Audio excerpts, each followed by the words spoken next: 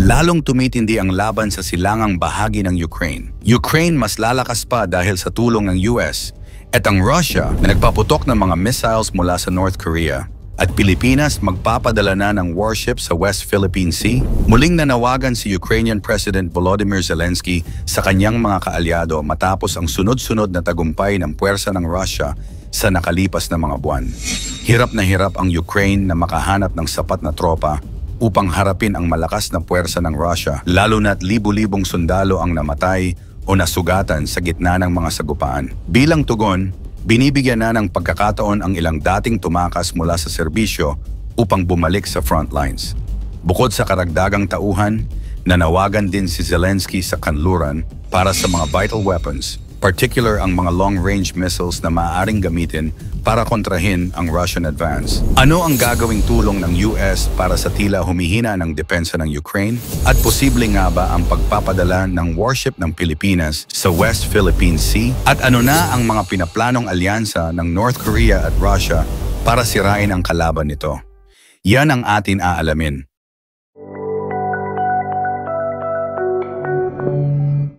Gumamit ang Russia ng hindi bababa sa 60 ballistic missiles mula sa North Korea laban sa Ukraine. Ayon sa mga ulat mula sa Ukrainian Military Intelligence, inihayag na ang mga missile na ito ay gawa sa lumang teknolohiya at hindi masyadong accurate. Bukod dito, iniulat din na humigit kumulang 10,000 na sundalo mula sa North Korea ang tumutulong sa Russia, kasama ang 500 opisyal at 3 general.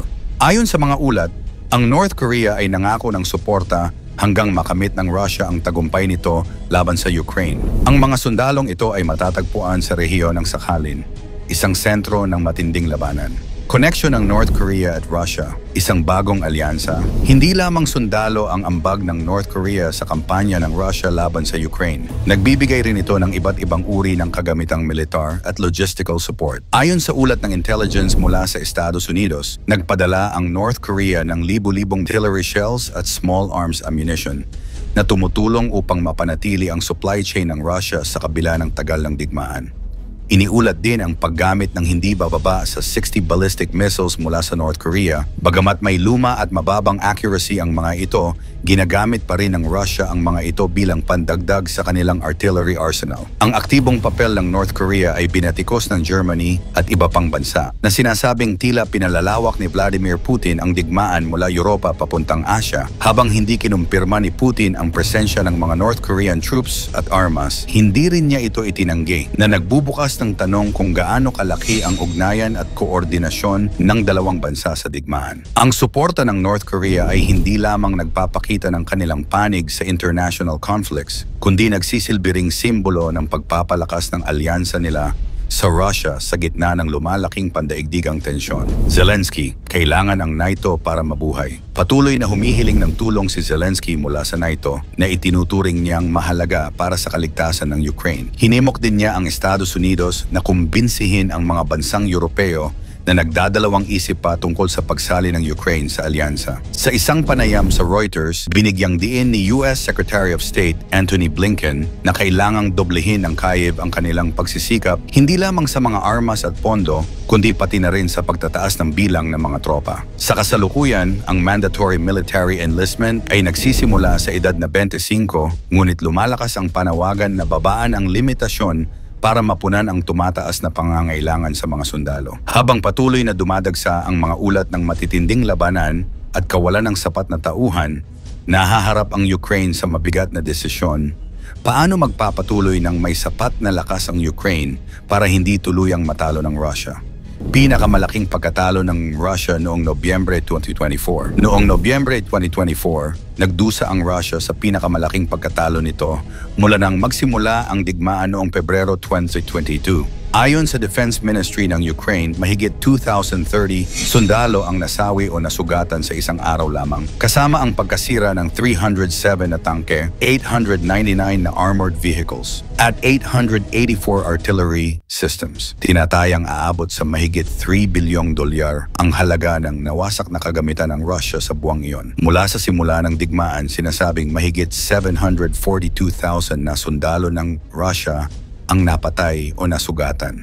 Kaya tila naging dahilan ito kung bakit nakipag-alyansa na at humingi ng tulong mula sa North Korea. Nuclear weapons. Bakit hindi sinusuportahan ng US? Bagamat maraming nanawagan na magbigay ng nuclear weapons ang Estados Unidos sa Ukraine, nanindigan ang White House na hindi nila ito gagawin. Ayon kay Jake Sullivan, National Security Advisor ng US, mas binibigyang pansin nila ang pagpapalakas ng traditional na kakayahan ng Ukraine sa halip na magbigay ng nuclear weapons. Noong 1994, isinuko ng Ukraine ang kanilang mga nuclear weapons sa ilalim ng Budapest Memorandum kapalit ng mga pangakong seguridad mula sa Russia, US at Britain. Gayunpaman, hindi nangangahulugan na wala ng kakayahan ang Ukraine.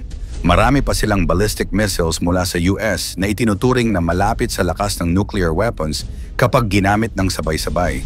Binatikos naman ni German Foreign Minister Annalena Baerbock ang China dahil sa patuloy nitong suporta sa Russia mula sa ekonomiya hanggang sa aspeto ng militar. Ayon sa mga ulat, nagbibigay ang China ng mga drone o bahagi ng drone na ginagamit ng Russia laban sa Ukraine. Dahil dito, kinausap ni Baerbock si Wang Yi, ang Ministry of Foreign Affairs ng China. The Russian president is not only destroying our European peace order through his war against Ukraine, but is now dragging Asia into it through North Korea. My Chinese counterpart and I have discussed in depth that this is not in China's interest either, sabi ni Baerbock. Pilipinas maglalagay na ng warships sa West Philippine Sea. Ayon sa ulat, nagbabala ang gobyerno ng Pilipinas na gagamitin nila ang mga barkong pandigma kung patuloy na hindi rerespetuhin ng ibang mga bansa, particular ang China, ang soberanya at karapatan ng Pilipinas sa West Philippine Sea. Ang aksyon na ito ay bahagi ng layuning ipagtanggol ang teritoryo laban sa mga paglabag sa Exclusive Economic Zone, EEZ, ng bansa.